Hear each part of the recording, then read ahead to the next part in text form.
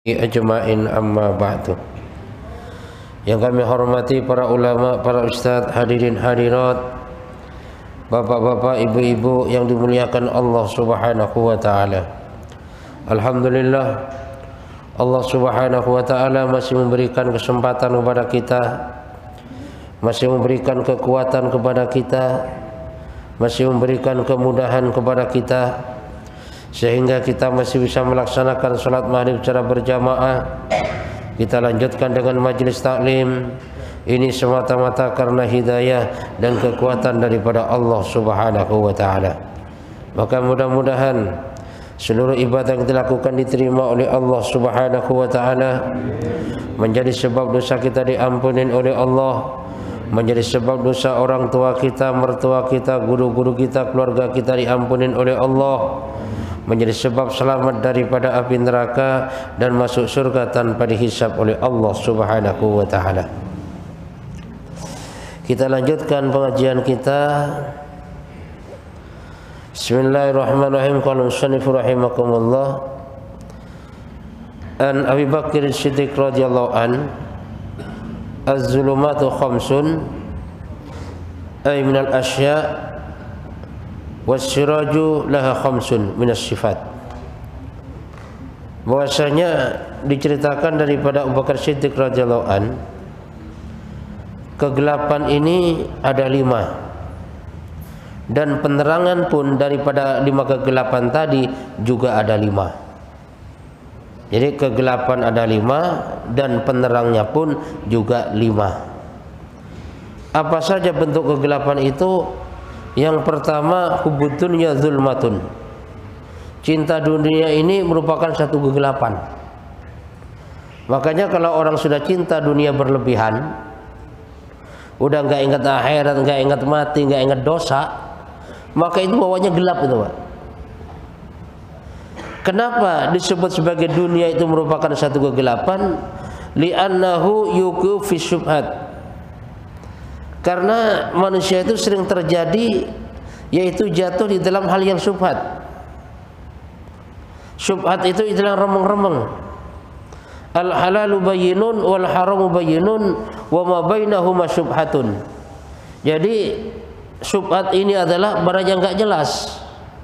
Halalnya enggak jelas halal, haramnya enggak jelas haram, maka itulah yang disebut syubhat atau dengan remeng-remeng.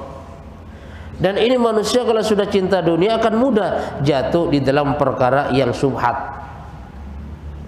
Ini dikarenakan cinta kepada dunia yang berlebihan. Setelah dia itu berani jatuh dalam syubhat, kemudian summa fil makruhat, maka akan dengan mudah jatuh ke dalam perkara yang makruh. Artinya apa? Artinya akan dengan mudah untuk mengamalkan segala sesuatu yang makruh. Padahal makruh ini dekatnya dengan haram, kebalikan daripada sunnah. Sedangkan kalau sunnah ini dekatnya dengan wajib. Sehingga tanpa disadarin, kalau orang sudah senang melakukan perkara makruh, maka jangan-jangan nanti terjerumus kepada yang haram. Karena makruh ini termasuk sesuatu yang dibenci. Makanya kita belajar, Pak, dalam kehidupan kita ini, yang makruh ini belajar kita hindarin. Jadi kita amalkan yang sunnah, yang makruh kita hindarin.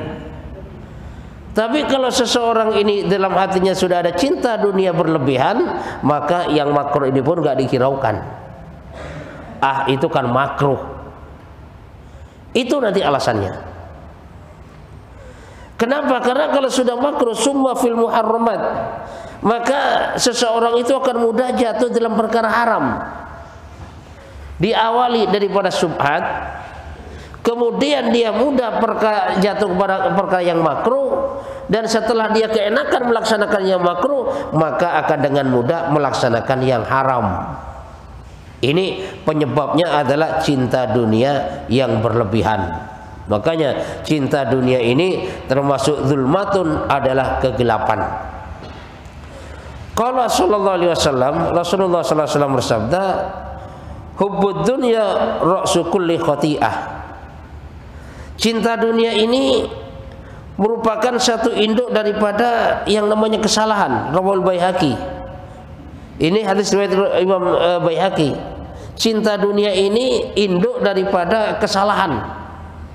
Kalau sudah manusia ini cinta dunianya berlebihan, maka akan sangat mudah melakukan daripada yang namanya kesalahan. Macam-macam kesalahannya. Baik daripada perkara yang kecil maupun sampai yang besar. Sampai akhirnya pemalsuan macam-macam itu. Itu karena cinta dunia tadi. Sehingga kalau orang sudah cinta dunia berlebihan, maka akan mudah menghalalkan segala cara. Yang haram akan dihalalkan. Ya barangkali kalau kita lihat dalam kehidupan sehari-hari, Pak, ini gara-gara urusan dunia, karena dunia ini gelap, maka seorang anak dan orang tua ini bisa berantem. Bahkan seorang bapak dengan anak bisa bunuh-bunuhan ini. Kenapa? Urusan dunia. Kakak beradik, saudara kandung bisa saling bunuh-bunuhan. Atau bahkan sampai ke pengadilan. Urusan apa? Urusan dunia. Bahkan suami istri bisa berantem, bahkan sampai cerai. Urusan apa? Urusan dunia. Karena dunia gelap dan mencintai dunia itu pada dasarnya induk ya, awal daripada kesalahan yang akan dilakukan oleh manusia. Makanya boleh kita cinta dunia, cuman jangan berlebihan. Kenapa? Karena yang namanya dunia ini pada dasarnya kalau kita sadar itu sifatnya hanya keperluan saja. Ini dunia. Sifatnya hanya keperluan dan bukan tujuan. Tujuannya apa? Tujuannya akhirat. Dunia hanya keperluan saja. Nah, makanya kalau kita bicara masalah keperluan di dalam kehidupan dunia ini, keperluan kita kan gak lebih daripada yang namanya sandang, pangan, papan. Itu keperluan kita. Sandang, pangan, papan. Sandang apa? Pakaian. Dan pakaian berapa yang diperlukan? Ya paling pakaian dalam, pakaian luar, gak lebih dari itu. Jangan mentang-mentang orang kaya habis beli 10 baju ke masjid dipakai semuanya, kagak pantas juga. Orang akan nanya, mulai kapan itu bapak tumben-tumbenan pakai 10 baju ke masjid? Gak pantas. Kenapa? Melebihi daripada keperluan. Seperti pangan, perlunya berapa? Semakin tua semakin kagak enak makan, Pak. Coba dah. Masih muda ini makannya kuat banget. 3 piring masih nambah kira-kira. Tapi kalau seseorang itu sudah mulai tua, itu sudah beda lagi. Umur 50 tahun ke atas sudah beda makannya. Dan orang semakin tua makanan semakin gak enak. Apalagi udah banyak penyakitnya, Pak. Ada penyakit darah tinggi, kolesterol, asam urat, stroke. Itu makanan itu sudah banyak gak mau dia. Dan memang udah gak merasakan nikmat. Dan memang pada dasarnya harta yang kita punya, dunia yang kita kejar-kejar sampai mati-matian, ini hanya dibelanjakan untuk 3 perkara sebenarnya. Apa? Yang pertama, dibelanja untuk makanan. Di saat harta kita belanjakan untuk makanan, maka jadinya kotoran. Misalnya kita punya duit, kita beliin sate banyak banget, kita makan pagi-pagi, itulah harta kita itu. Jadi yang keluar itulah harta kita itu. Jadi harta yang kita belanjakan itu yang pertama, kalau kita belanjakan makanan, maka di situ jadinya kotoran. Bagaimanapun mahalnya itu makanan, bagaimanapun itu enaknya makanan, kalau sudah kita makan jadinya kotoran. Padahal yang namanya makanan enak gak enak, Pak, itu cuma di lidah doang, seninya lidah itu. Ya. Nyampe di perut sama saja dah. Roti sama singkong gak ada bedanya. Yang ada bedanya cuma di lidah. Setelah lewat daripada lidah udah gak ada bedanya tuh. Dan itulah harta kita. Dan yang kedua, harta kita ini belanjakan untuk beli barang. Dan kalau kita belanjakan untuk beli barang, maka suatu saat jadinya sampah. Misalnya kita duitnya banyak, kita beliin pesawat. Pesawat suatu saat jadi sampah. Beli mobil suatu saat jadi sampah. Motor suatu saat jadi sampah. Pendek kata, kalau kita belikan barang, suatu saat bagaimanapun hebat dan canggihnya itu barang, maka akan jadi sampah. Dan yang ketiga, harta kita ini yang sebenarnya adalah harta yang kita belanjakan di jalan Allah. Kita gunakan perjuangan agama, kita gunakan di jalan Allah Subhanahu wa ta'ala. Itulah harta kita yang sebenarnya. Harta kita yang langsung akan kita terima di akhirat kelak. Suatu contoh, kita punya harta, kita bangun masjid, itu harta kita yang sebenarnya. Kita bangun madrasah, itu harta kita sebenarnya. Kita sedekah, itu harta kita yang sebenarnya. Kita banyak bantu orang, itulah harta kita yang sebenarnya. Dan pada dasarnya harta yang kita tumpuk-tumpuk, kalau kita tidak belanjakan di jalan Allah Subhanahu wa ta'ala, tidak kita gunakan untuk kebaikan, pada dasarnya harta itu suatu saat akan menyiksa kita, Pak. Itulah harta kita. Makanya orang yang beriman, yang hubungannya kuat dengan Allah Subhanahu wa ta'ala, dia punya harta, hartanya banyak diinfakkan di jalan Allah, banyak diberikan kepada orang yang lagi susah. Misalnya ada tetangga kayaknya lemes banget ini jalannya kan, kayaknya ini kontrakan belum bayar, dibayarin sama dia. Kayaknya ini kredit motor udah 3 bulan udah mau ditarik kolektor, dibayarin. Itulah harta kita yang sebenarnya. Tapi kalau harta kita tumpuk-tumpuk saja, suatu saat kita meninggal, anak kita tidak paham agama, maka harta kita akan dijadikan sebagai bahan rebutan, akan dijadikan sebagai bahan permusuhan. Dan kok seandainya dibagi untuk anak-anak kita, kalau anak kita nggak paham agama, maka bisa jadi harta kita itu akan dijadikan sebagai penyebab daripada kemaksiatan. Yang akhirnya apa? Yang akhirnya bukan menolong kita ke surga, tapi bisa jadi harta kita akan mendorong kita ke dalam nerakanya Allah Subhanahu wa ta'ala.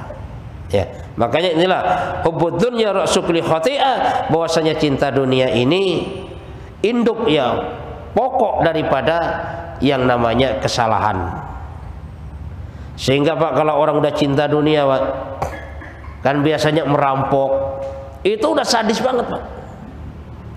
Macam-macam itu karena cinta dunia, sehingga merasakan kegelapan. Yang namanya kegelapan, Pak, itu kan jalan pun ngawur orang. Suatu contoh gini, kita ada di satu ruangan, tiba-tiba mati lampu, gelap, kagak kelihatan apa-apa. Itulah ibaratnya kalau cinta dunia yang berlebihan, maka ibarat orang hidup dalam kegelapan. Ya, jadi mau jalan ke sana nggak tahu apa di depannya, di sampingnya pun nggak tahu. Yang penting sikat saja. Ini adalah dunia kegelapan.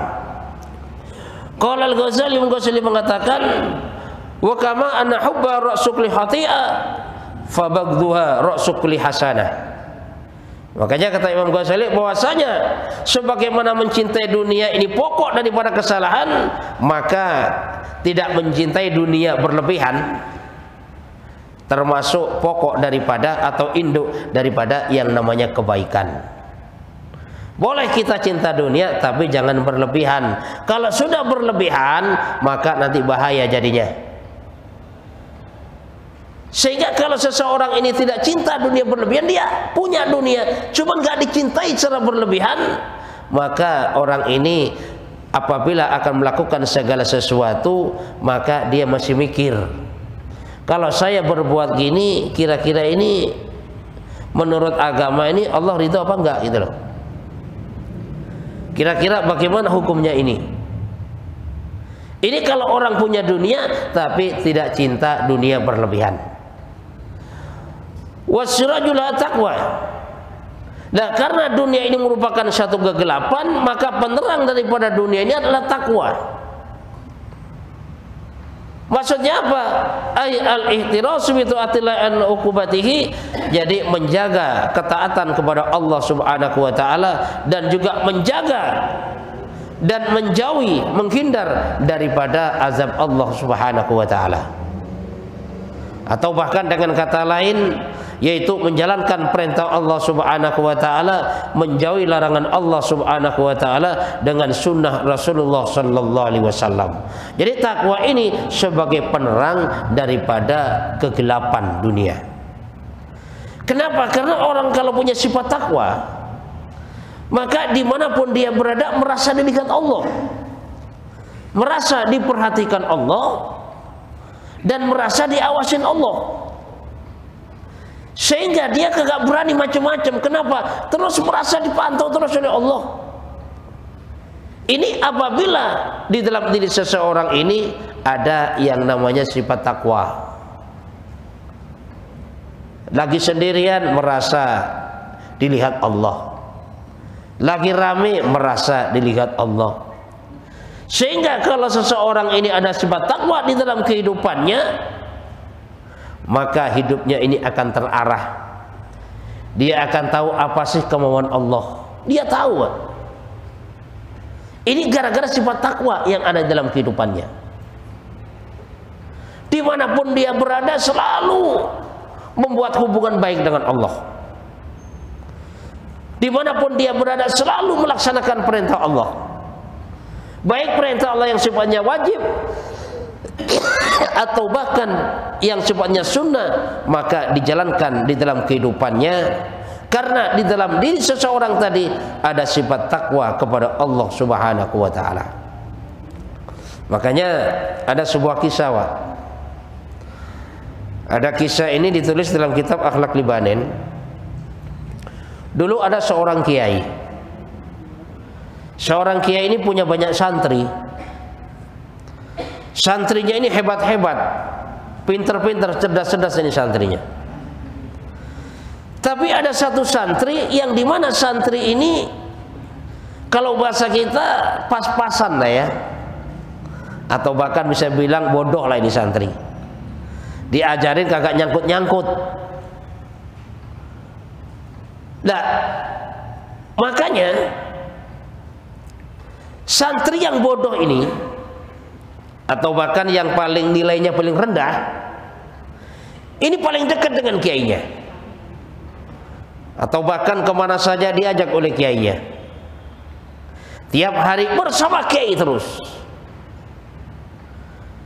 Nah, karena santri yang paling bodoh ini bersama kiai terus, dekat dengan kiai, maka santri yang pinter-pinter tadi ini kalau bahasa kita protes sama kiai.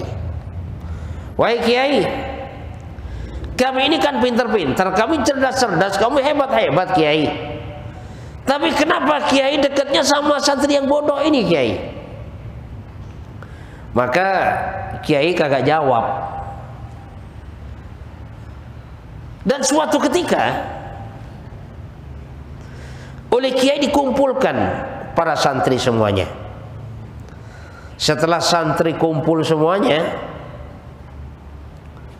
maka kiai membagikan satu pisau dan satu ayam.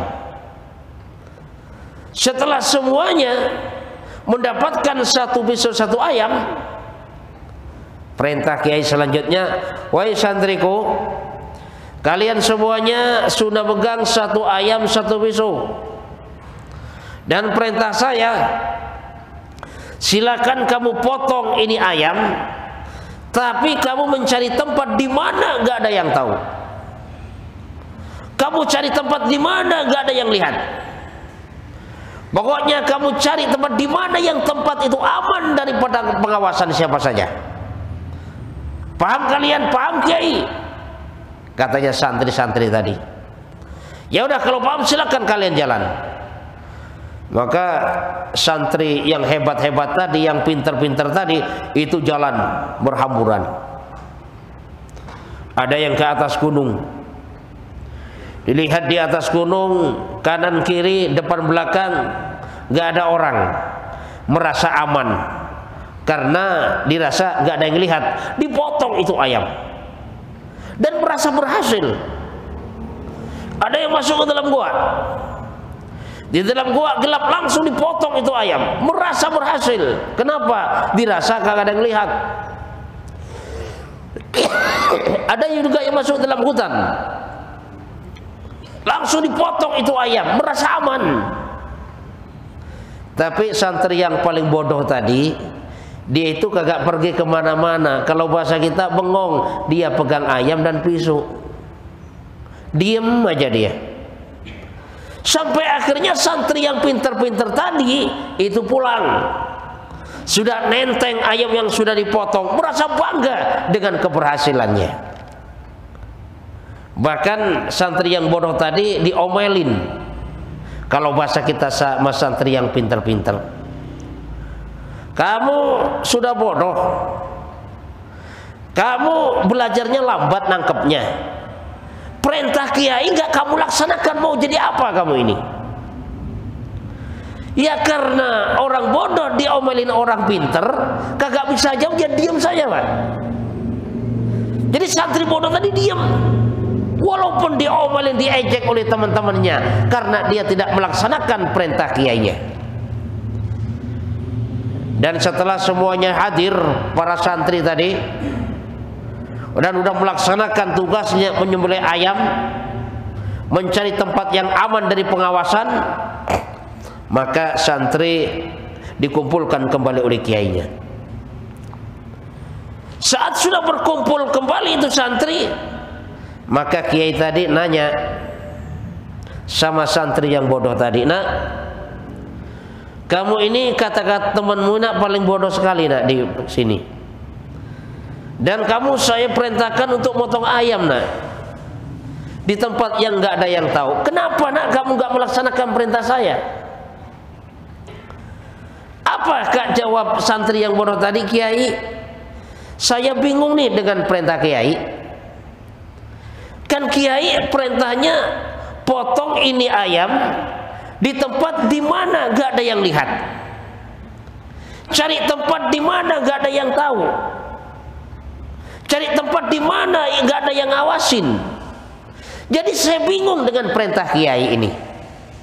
Coba bayangkan kiai, saya naik ke atas gunung, memang gak ada orang di sana, Allah tahu kiai. Saya masuk ke dalam gua, memang gak ada orang, Allah ngawasin kiai. Saya masuk ke dalam hutan, gak ada orang, tapi Allah melihat kiai. Jadi saya bingung mau melaksanakan perintah kiai, karena dimanapun saya berada, baik di tempat sendirian maupun tempat ramai, di situ Allah Subhanahu wa Ta'ala selalu mengawasin saya, melihat saya, dan mengetahui apa yang saya perbuat. Atas dasar inilah kiai, mohon maaf kalau saya tidak melaksanakan daripada perintah kiai. Apa kata kiainya?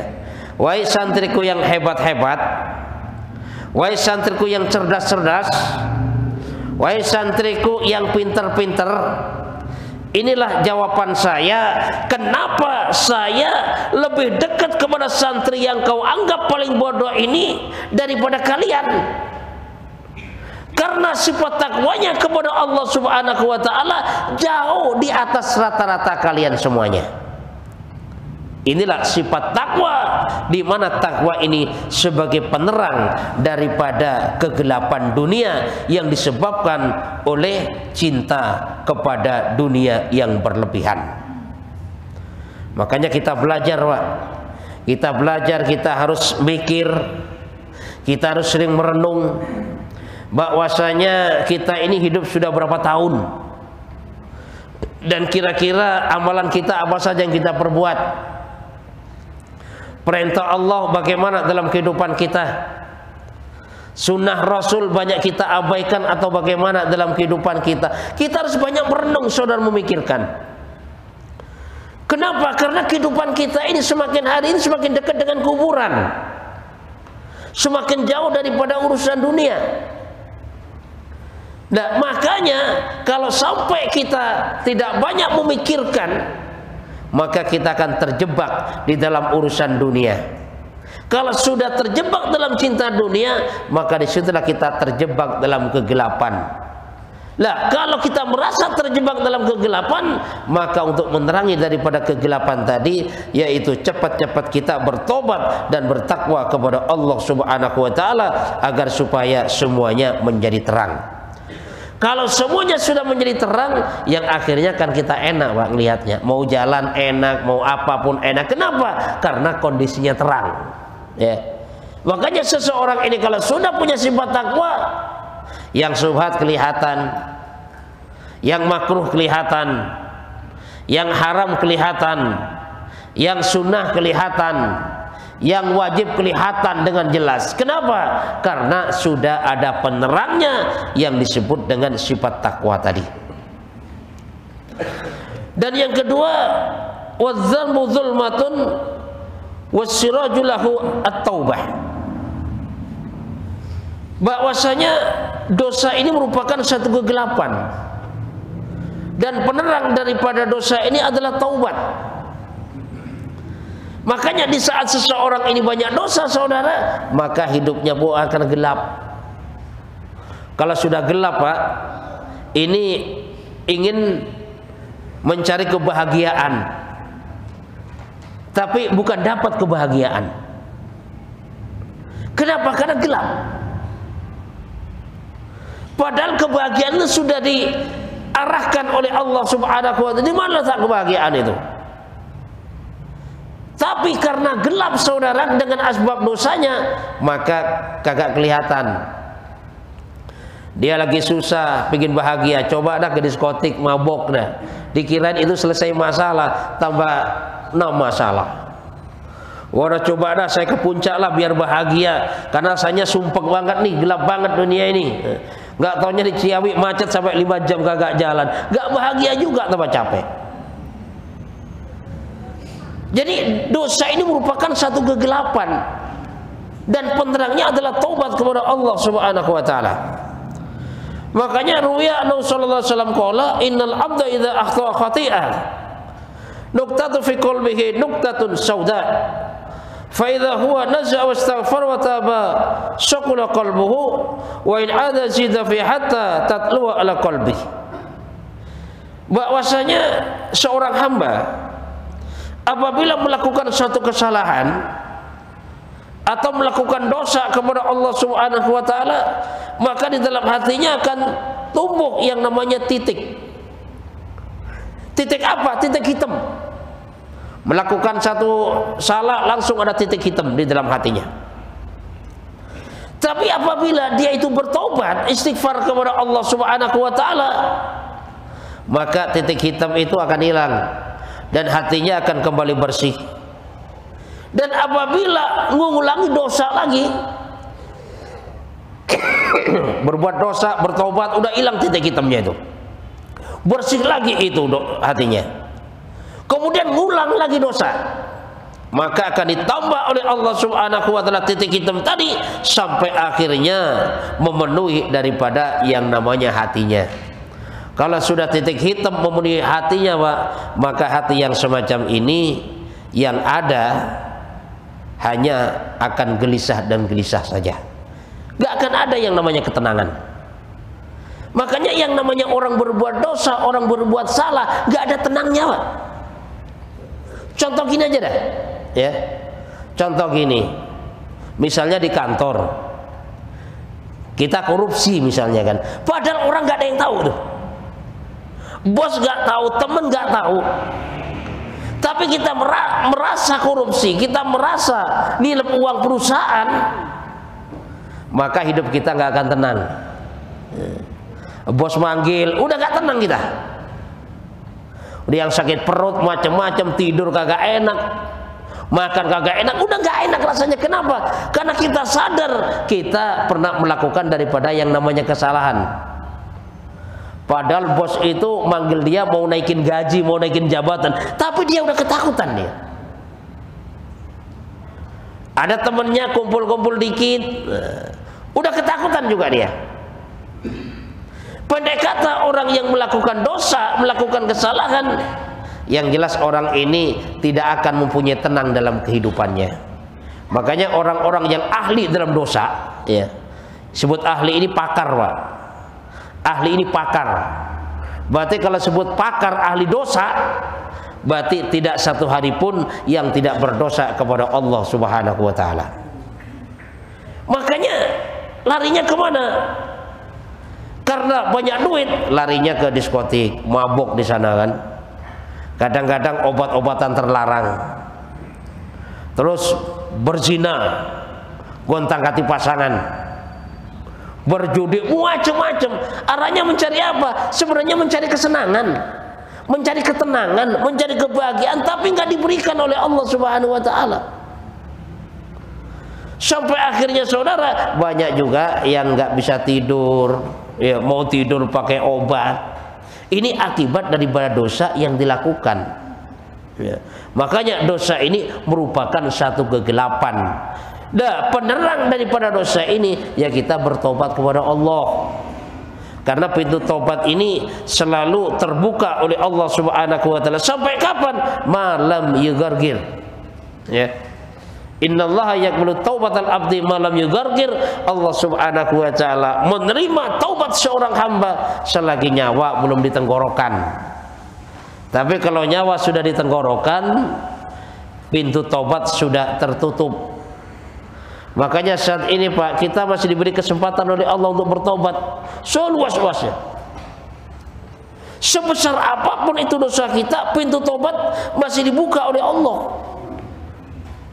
Karena bagaimanapun besarnya dosa kita, pada dasarnya pengampunan Allah Subhanahu wa ta'ala masih jauh lebih besar. Makanya ada hadis riwayatkan oleh Ibnu Majah bahwasanya Rasulullah SAW bersabda, "Lau akhtatum hatta tabluqa khatayakum as-samaa summa tubtum lataballahu alaikum." Kok seandainya kalian berbuat dosa, berbuat kesalahan, sampai akhirnya kesalahan kalian ini memenuhi daripada langit, kemudian bertobat, maka tobatnya akan diterima oleh Allah Subhanahu wa ta'ala, ya. Cuman permasalahannya kan kadang-kadang Pak, mau tobat itu berat. Mau tobat itu entar-entar, ya. Kan kadang-kadang orang entar aja. Iya, kalau entar-entar, kalau nyampe, kalau enggak umurnya. Kalau sampai kita diambil oleh Allah Subhanahu wa ta'ala, atau jatah hidup kita habis dan kita belum tobat kepada Allah Subhanahu wa ta'ala, maka pada saat itulah kita akan menyesal untuk selama-lamanya. Maka kita belajar, Pak. Kita perbanyak istighfar. Apalagi di bulan Rajab ini, perbanyak istighfar kepada Allah, perbanyak taubat kepada Allah Subhanahu wa ta'ala. Berapa banyak kita istighfar? Sebanyak-banyaknya. Silakan sebanyak-banyaknya. Karena istighfar ini banyak keuntungan-keuntungan yang akan diberikan oleh Allah Subhanahu wa ta'ala. Yang utama adalah bagaimana Allah Subhanahu wa ta'ala mengampuni daripada dosa kita. Sehingga kalau dosa kita sudah diampunin oleh Allah Subhanahu wa ta'ala, dalam keadaan apapun Pak, kita merasa enak Pak, nyaman, bahagia hidup kita.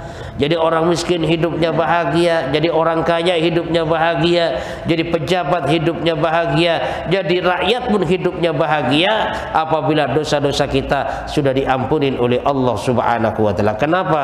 Karena yang memberikan kebahagiaan di dalam hati seseorang hanya Allah Subhanahu wa ta'ala, karena hubungan dekat melaksanakan daripada semua perintah Allah Subhanahu wa ta'ala dan sunnah daripada Rasulullah sallallahu alaihi wasallam.